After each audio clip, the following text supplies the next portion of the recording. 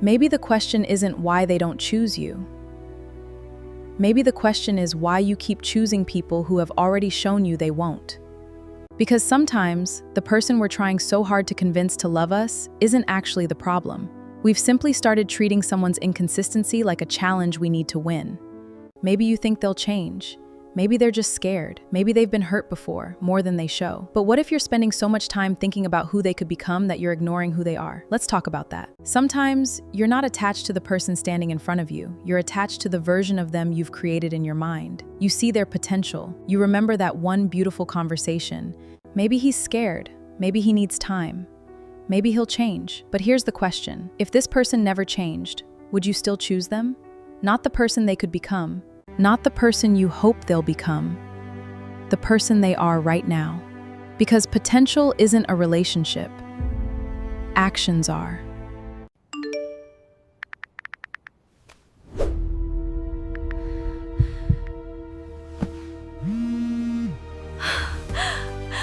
They text you, you're excited, then they disappear. You become anxious, you wonder what happened, you check your phone, then they come back. And suddenly, you feel relief. That cycle can make a connection feel incredibly intense. But remember this, intensity isn't always intimacy, it's uncertainty. When someone is inconsistent, every little bit of attention feels bigger because you don't know when the next one is coming. And that's why you might think, I've never felt this strongly about anyone. Maybe. Or maybe you've never been this uncertain about anyone. There's a difference. You should decode someone's text to figure out whether they want you. You shouldn't need your friends to analyze their behavior. You shouldn't constantly wonder where you stand.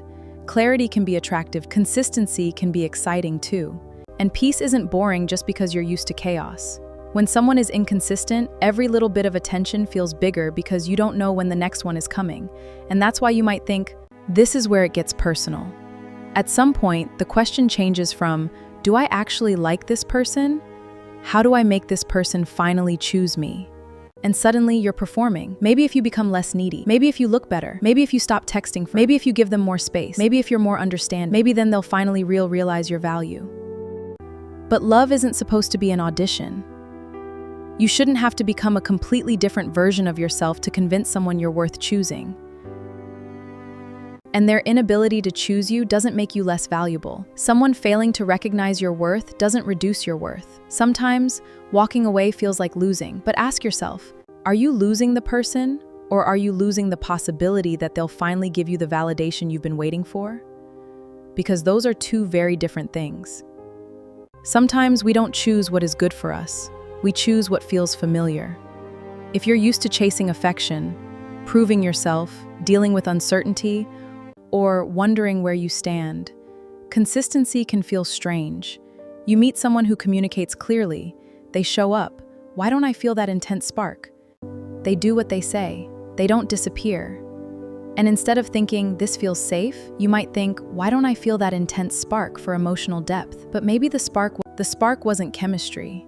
Maybe it was anxiety. Maybe you've mistaken emotional struggle for emotional depth. Healthy love doesn't have to feel like a roller coaster. You don't need to learn how to make someone chase you. You don't need to become cold. You don't need to play games. You need to start asking yourself better questions. Do I actually like this person, or do I like being chosen by them? Am I responding to who they are or who I hope they'll become? If nothing about them changed, would I still want this relationship 6 months from now? Am I receiving the same energy I'm giving?